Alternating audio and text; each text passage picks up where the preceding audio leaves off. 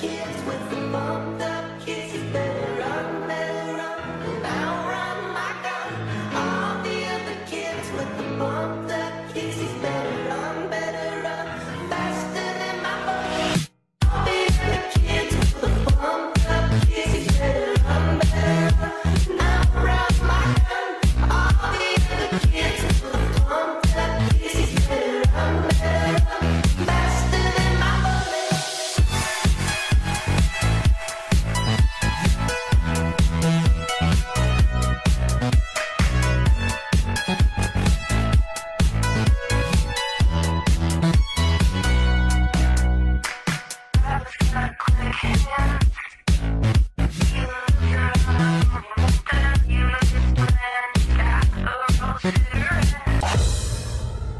Faster than my bullet. Faster than my bullet.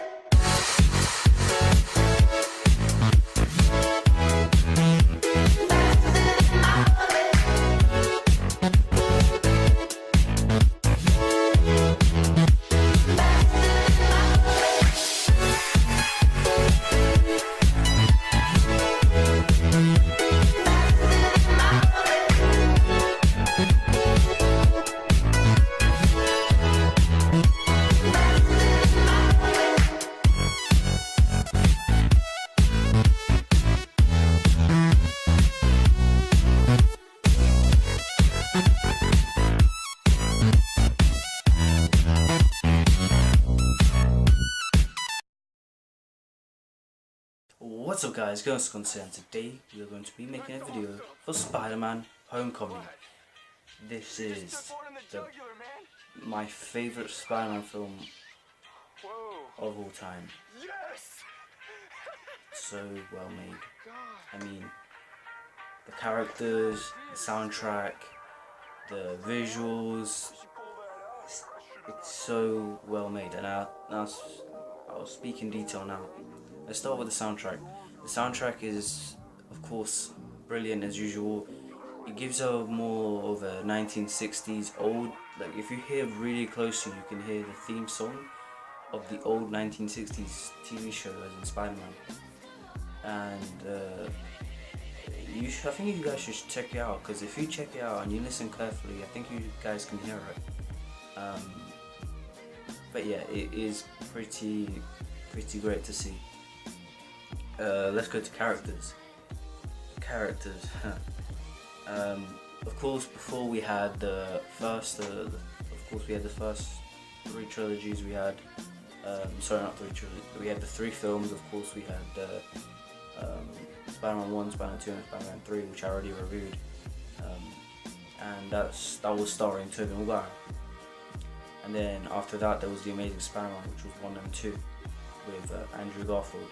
These two portrayals is almost like Tobey Maguire was so good as Peter Parker, but as in Andrew Garfield was a better Spider-Man. I think he was he seems like he enjoyed being that character more than being Peter Parker. And of course, I think with this new one, this Spider-Man Homecoming, starring of course Tom Holland, I think he has a really good way of balancing it, because if you go inside this film, I just want to tell you guys something. If you have a problem with Spider-Man kind of changing, I don't know, like changing cast members, as in, because what you need to understand is when you go inside this film, you need to understand that not everything is going to be through the comics, and it's going to be a different Spider-Man film.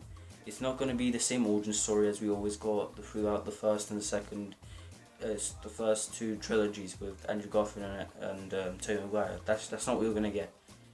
What you're going to get is a different kind of movie. You're going to get Iron Man with Robert Downey Jr. and you're going to get Tom Holland. And you're going to get more of a character base. You're going to get more, as in, you're going to be more with Spider-Man. You're going to be more engaged when he's going to school, he's going to prom or anything like that, right? And you're going to be more engaged in doing that. And yeah, you're going to be extremely happy if you do like Spider-Man and you don't mind if there's changes to the story. And yeah, I just hope you guys really enjoy it.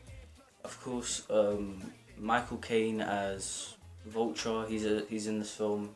He's of course the villain, and for me that character was so balanced, and I think they got the right.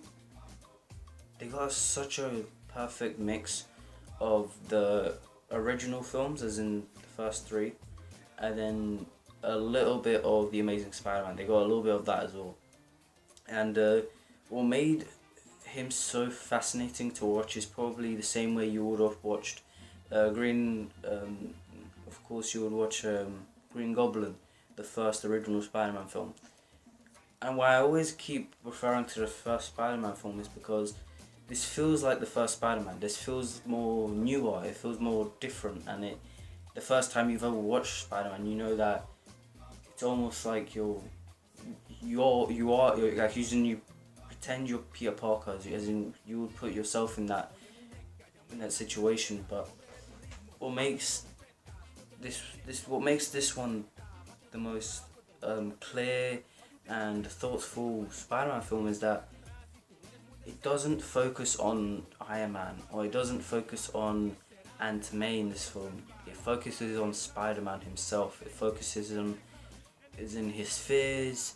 He wants to prove himself to Iron Man, of course, and you're there every step of the way. And what makes this so well made is that throughout the film you can understand that this is what kind of would have happened if you skip days on a date or something, or if you don't really get to experience it more. And for the next thing I'm gonna do now is I'm gonna talk about the humor. The humor it's so funny. I think it's the funniest Spider-Man film I've watched. Yeah, it is, because most of all of the Spider-Man, even Spider-Man, the Amazing Spider-Man, they were mostly serious films. They were more building up Peter Parker as a character rather than making him more like a kid. He doesn't really care too much about anything really right now, considering he's going through puberty, and his world is changing, and I kind of want to see what happens after. I kind of want to see what happens in the Avengers, the Infinity War one, because all of his troubles and all of that, I want to see how they're gonna handle it, because it's so many characters crammed in, and I want to see what exactly the Avengers group is gonna do, and it's gonna be an insane ride. But for this movie right here, I think they built a strong character with him.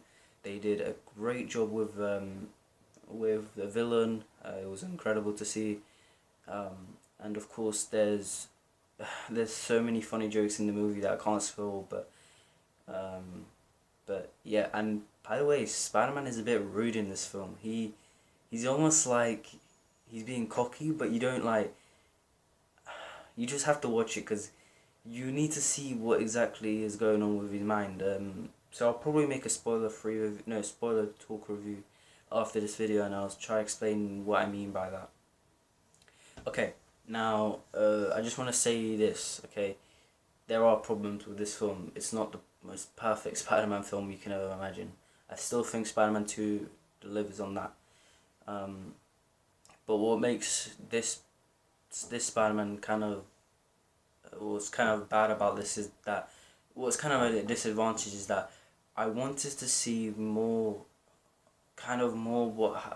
what's going on at the Avengers Tower, or what's going on the Iron Man side. I want to see what he's going through, because exactly what is he doing at this point. I know this is a Spider-Man film, I understand that, but I wanted to see kind of almost more development with Iron Man and Spider-Man, because there's a point in the film where if there's so much going on, and of course I always wanted to know where he's going always, because Iron Man is never he's always moving, he's always going somewhere, and we never get to know what he's doing there, or what is even going there. And I really wanted to delve deep in that, but we'll probably have to talk about it in the spoiler review. And of course, yeah, guys, I think this is the the best decision Sony has made to give to Marvel, and I congratulate them. This is one of their big ones. Of course, is Spider-Man, so of course it's gonna get a lot of traffic. It's made a lot of money, so I'm supporting this film. It's great, and I think it deserves an 8.5 out of 10. Of course, I won't give it a 9 or a 10 is because, of course, I still prefer Spider-Man 2 over this film, and of course, I still think that if there was more development with Iron Man, I know this is a Spider-Man film, I understand that, but just wanted to know more, of course, just where he was going and all of that. Anyway, okay, thank you for watching, guys. My name's GamerVsConsoles, and I'm out to stay classy, stay in school. Bye bye and peace.